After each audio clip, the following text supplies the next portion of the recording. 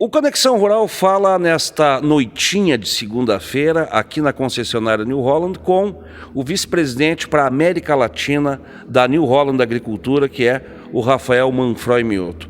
O Rafael, que começou a sua história na New Holland lá em 2004, ele é engenheiro mecânico e desde 2017 ocupa esse posto. Ele que foi gerente, foi diretor da área de produtos e serviços também da New Holland, dos produtos New Holland, tanto da agricultura como construção. Hoje, visitando aqui a New Holland e visitando o campo, eu acredito que tenha sido para o senhor de muito bom proveito, né? Já que é estar na base e no objetivo de todo o trabalho de vocês. Boa tarde. Boa noite, boa tarde, né? Estamos no finalzinho da tarde aqui, né, Alex? Prazer estar com você. Muito bom falar sobre esse assunto. Acho que falar de agricultura é sempre uma honra, né? Para não dizer um prazer. É uma coisa que nos apaixona.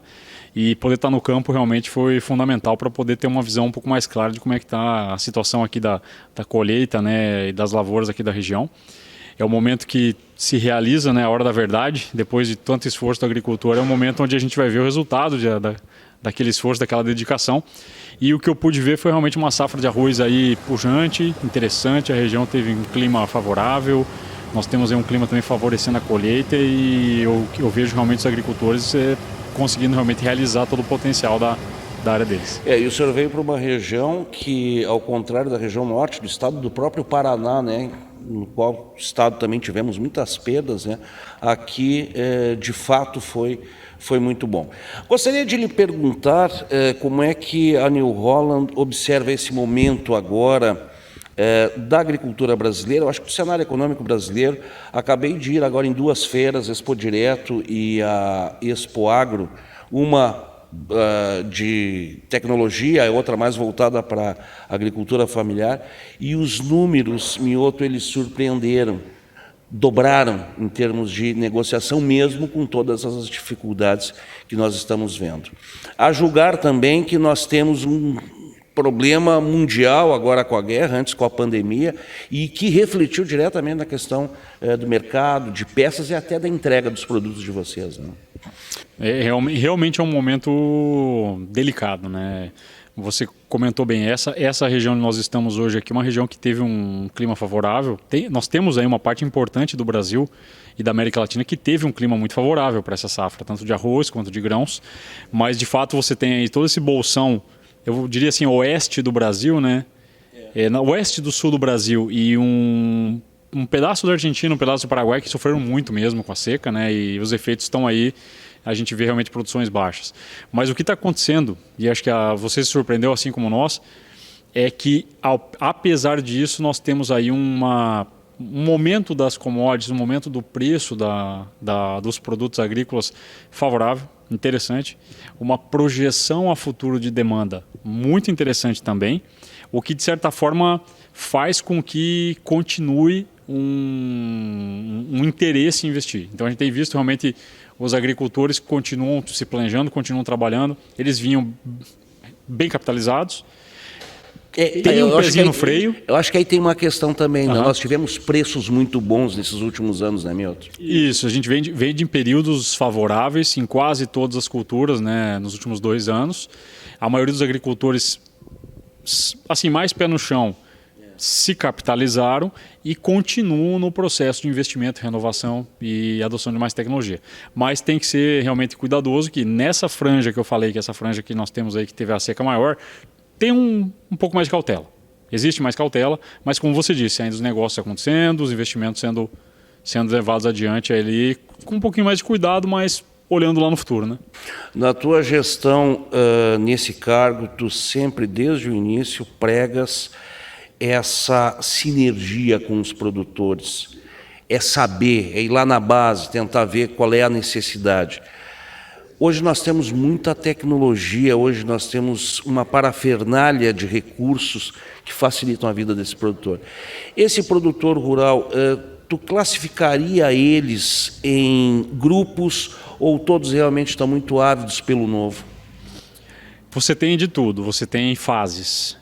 Eu acho assim, todos, quase na totalidade, com interesse, com vontade de fazer mais com menos, de melhorar a produtividade, reduzir custo, fazer mais rápido, para poder reduzir o risco, né? Acho que o segredo da agricultura, independente do teu nível de vontade de adotar tecnologia, tua abertura para isso ou não, é que acho que 100% deles têm consciência que precisa reduzir risco e reduzir custo. Ao adotar mais capacidade, ao adotar mais tecnologia, você consegue colher e plantar e pulverizar mais rápido, com menos equipamentos, tendo janelas mais seguras. Então isso tem um benefício fácil de calcular. O grande tema é o como fazer. Então hoje você tem produtores que estão no nível de moderniza o equipamento para ter um equipamento um pouco maior, com um implemento maior para fazer um pouco mais rápido. Você já tem produtores que estão indo já para a lógica de, além disso, eu quero dar mais conforto para o meu operador, para mim, para minha família na operação aqui. Então também busca algumas outras coisas, né, para melhorar o rendimento operacional do ser humano que está ali. E você tem um terceiro grupo, que é o grupo que já está indo para a agricultura digital. Eu quero, além disso, eu quero ferramentas que me ajudem a errar menos, perder menos, usar menos produto, aplicar com mais precisão e também ter uma visão de cima, vamos falar assim. Às vezes até literalmente, através dos drones, né? Mas ter uma visão de cima da minha operação e começar a ter os dados dela ali dentro para poder tomar decisão mais assertiva com impacto econômico. Você tem os 3 níveis, mas eu te falo que desde a agricultura familiar, mais simples, até a empresarial grande, todo mundo quer reduzir custo, fazer mais com menos. Então eu acho que é um negócio sem volta. Cada um numa velocidade. Esbarramos ainda na questão da conectividade. Em muitos rincões do interior nós temos muita dificuldade de acessar a rede, né? Nós sabemos que tem esse projeto Conecta Agro, que a New Holland faz parte. Gostaria que o senhor nos falasse em que estágio está isso, em que avanços tem se conseguido através desse projeto aí. E outra pergunta que eu lhe faço também, a tecnologia 5G, quando vier, ela vai estabelecer novos parâmetros de conectividade no campo? Então vamos separando as duas questões, né? A conectividade, de fato, ainda está muito longe do que a gente precisa, né? Mas está avançando rápido.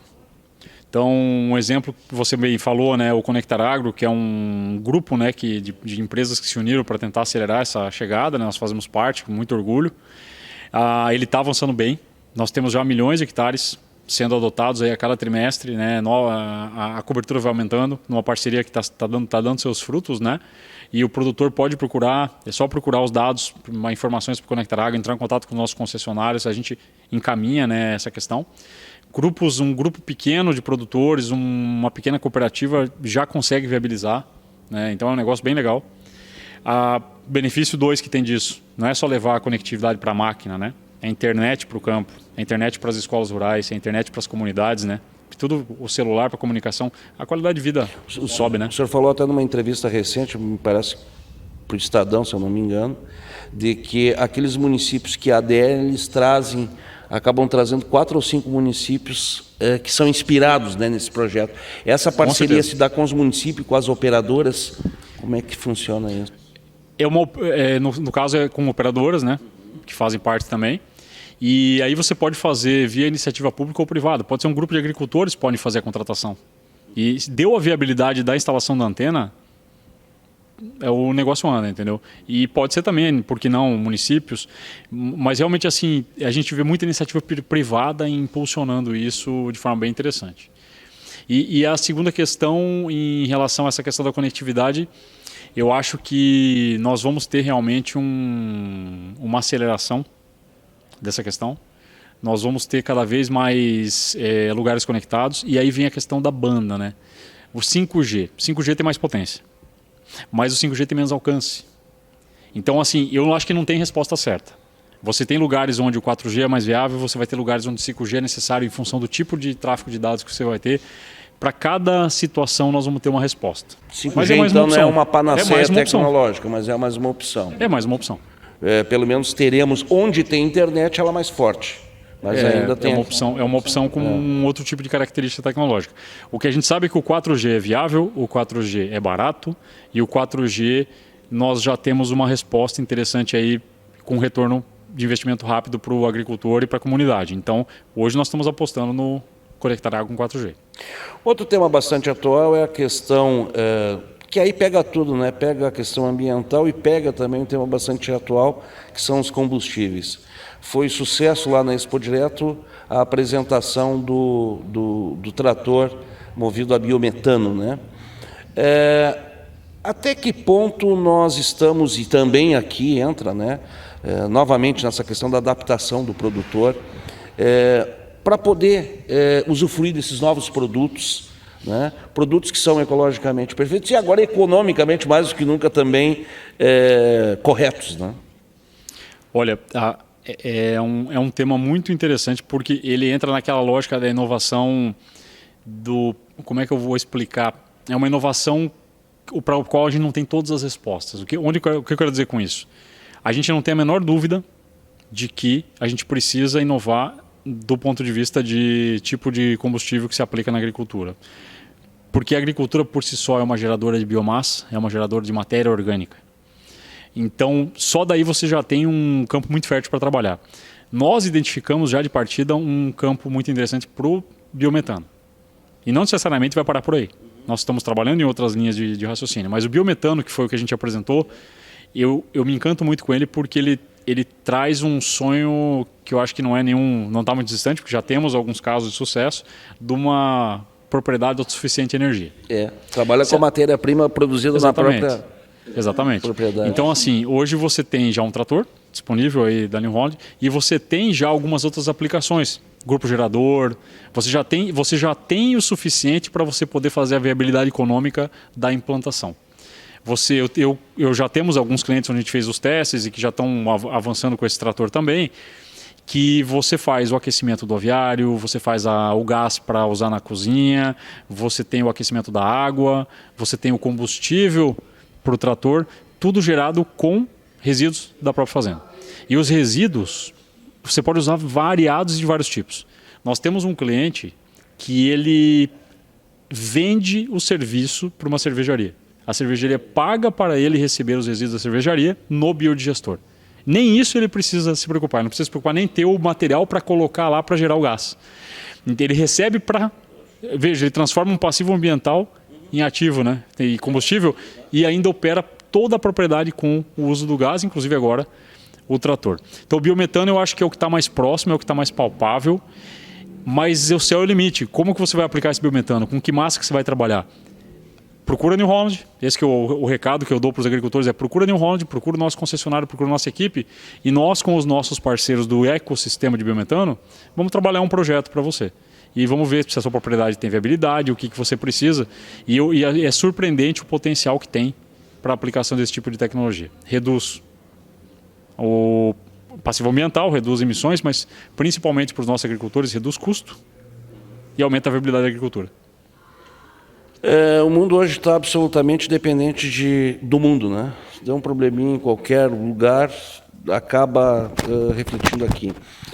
Tivemos a pandemia, tivemos a guerra. Eu gostaria que falasse especificamente sobre essa questão da entrega de tratores, da fabricação de tratores. E essa guerra, por exemplo, vai influenciar novamente nesta questão da fabricação, componentes, fornecimento ou não quanto à pandemia? Já tem alguma influência, porque apesar de que Rússia e Ucrânia e Bielorrússia não são grandes fornecedores de componentes para o segmento, nós temos já um pouco de bagunça na cadeia logística global. Você começa a ter, vou dar um exemplo, você começa a ter tráfego marítimo vindo de fontes, né, de componentes que precisa tomar caminhos muito mais longos porque não pode passar na região de conflito. Você tem impactos, né? São portos que antes também eram opções que deixam de ser. Agora não é tão grande quanto o impacto que a gente vê na pandemia, mas sim tem impactos, sim complica um pouco mais a cadeia. Isso é um fato. E o que eu acho que mais tem efeito sim dessa guerra é a cadeia dos fertilizantes, né? Uma cadeia relacionada a insumos agrícolas. Porém, não custa lembrar que por mais que, independente da questão da Rússia, Ucrânia e Bielorrússia, você sempre tem outros caminhos pelos quais esse material pode circular a nível global, né? Então, eu acho que a médio prazo, talvez até a curto prazo, a economia vai autorregular isso e a cadeia logística global vai achar uma solução e a gente deve ter uma normalização. Essa é a minha humilde opinião. Mas durante alguns meses nós vamos ter um pouquinho de turbulência, assim, dúvidas, inquietudes, né, em relação ao vai faltar, não vai faltar, vai chegar tudo, não vai chegar. E do outro lado, nós temos aí, que é uma pena, né, porque é uma tragédia humana inaceitável, né, na minha opinião, o que está acontecendo na Ucrânia, mas a gente tem também um efeito positivo nos preços das commodities, né, que no final vai compensar um pouco para os agricultores, não só do Brasil, mas dos Estados Unidos, da Argentina, o aumento de custo que vem derivado disso, né? Então, eu acho que é um momento de apreensão, mas é um momento também que a nossa responsabilidade como país cresce, porque a Ucrânia e a Rússia são fornecedores importantes de alimentos globais e o mundo precisa de comida, né? Então, a gente tem uma responsabilidade também como nação aí de ajudar a suprir essa fase. Sem dúvida. Para nós já encaminhando para a nossa conclusão, duas perguntas. O que significa o Rio Grande do Sul para a New Holland, o mercado? Olha, o Rio Grande do Sul é um dos principais mercados da New Holland na América Latina. É um mercado que nos acolheu sempre muito bem. Nós temos uma conexão, eu diria assim, quase que emocional com o produtor gaúcho, né? Desde o início da agricultura no Rio Grande do Sul, a New Holland esteve sempre presente aí. As primeiras importações de colheitadeiras da New Holland na América Latina, antes de ter a fábrica, foram aqui no Rio Grande do Sul. Começou aqui, né? Para as colheitadeiras. A gente tem aqui uma participação de mercado bem grande, né? Nós temos realmente aí uma liderança de mercado no Rio Grande do Sul. Acreditamos que fazemos por merecer, pelo empenho dos nossos concessionários, empenho das nossas equipes e atender os clientes bem. Está aqui sempre, né? Que a gente está fazendo essa semana, pé no barro, vendo o que está acontecendo, entendendo a situação, e é justamente para poder trazer o melhor tipo de assistência, produtos adequados, tá ouvindo, né? Então a gente tem uma conexão muito forte com o Rio Grande, é realmente uma região nobre para nós, né? Ô, Rafael, como é que é? Porque a New Holland ela acaba tendo que olhar por dois ângulos, né? O cliente, e tu trabalhas muito em cima disso, em cima daquilo que o cliente precisa, suas necessidades, mas tem o concessionário também, né? Como é que é conseguir manter e padronizar isso em todo o Brasil? Não deve ser uma tarefa muito fácil, né, de conseguir compor isso aí tudo, né? Sem dúvida é desafiador, é desafiador. Nós temos mais de 220 pontos de venda, lojas no Brasil, né? Mas assim, eu vou simplificar um tema que é complexo na gestão do dia a dia, nos seus detalhes, mas que não é complexo na lógica. O racional que a gente adota é muito simples. O concessionário e a fábrica são uma coisa só. Não fazemos uma distinção tão clara. Na fronteira entre os dois não é tão bem definida. Então a gente tenta trabalhar em equipe. Trabalhar como se fôssemos uma só equipe. E então isso facilita muito, porque no final nós temos um pensamento comum, um jeito de atender que está alinhado, e naturalmente a gente acaba conseguindo melhorar também e ter mais clara a padronização entre todos esses concessionários independentes da região do Brasil. Mas por trás dessa forma, desse jeitão nosso, né, de tentar fazer a coisa de uma forma simples e tão clara, tem muito processo, muito profissionalismo, né? A gente estabelece padrões, a gente constrói junto com eles, escuta muito o concessionário, né, para fazer coisas que são importantes para o cliente e que agregam valor. A gente não gasta tempo deles com bobagem, a gente dedica o tempo deles e energia aos processos que são para atendimento bem feito do nosso cliente. Que o segredo é que realmente a gente consiga levar um mesmo nível de experiência para o cliente através dessa rede, né? Mas de fato, assim, acho que a coisa mais importante é a gente realmente trabalhar junto como se fôssemos um só. Esse seria o resumo que eu faria para você, né? E um resumo dessa visita hoje aqui, tu acabaste tendo a sorte também de vir a uma concessionária cuja família proprietária também é produtora, né? Sim. Deve ser perfeito sob o ponto de vista da observação. Sem dúvida nenhuma, porque isso também é uma coisa que a gente preza muito e pede muito para todos os concessionários, ser da agricultura, né? Não precisa ser um produtor, mas tem que viver a agricultura. Não tem, ali também a gente pede que não tenha essa separação, sabe? A gente tem que estar dentro da agricultura, a agricultura tem que estar dentro da nossa operação. Entender da agricultura, entender da aplicação, genuinamente se interessar por isso. Aqui eu acho que a gente pega um atalho, né? Porque eles entendem, separam bem as operações, eles têm uma organização bem robusta, onde se separam bem as coisas, mas essa alma de agricultor, de produtor, de cliente, ela está o tempo todo aqui. Então eles sempre atendem os nossos clientes aqui da região como eles gostariam de ser atendidos na própria operação deles, né? E eles entendem realmente do negócio, né? Isso ajuda muito, dá uma dinâmica legal, diferente. e tem uma profissionalização aqui realmente muito boa e acho que a gente está no caminho certo. Eu vou aqui dar uma de representante deles. Seria muito interessante, numa dessas vindas tuas, participar de um dos dias de campo aqui, que aí junta a parte da produção com o maquinário, realmente dá uma simbiose muito boa. Quem sabe no próximo agora tu estarás conosco. Se possível, se a minha agenda permitir, eu faço questão, com certeza. Eu conheço o dia de campo deles, eu acompanho toda a narrativa, eu vi os vídeos todos desse ano e do ano passado, até fizeram uma inovação, né? E é isso mesmo. Durante a pandemia, né? Fizeram uma espécie de, eu brinquei, né? Off-road. Exato, é como se fosse tipo um safari, né? Um exato. safari agrícola, né? Onde você vai dentro do carro observando tudo e tal. A criatividade também de parabéns, né? A Fortral conseguiu achar um jeito de fazer mesmo na pandemia o dia de campo, né? É isso aí. Rafael Manfroy Mioto, vice-presidente NH Agricultura para a América Latina. Quero te agradecer muito por esse tempo aqui, essa troca de informações que eu acho que vai ser bastante importante para o nosso espectador e para o nosso ouvinte. Seja bem-vindo aqui.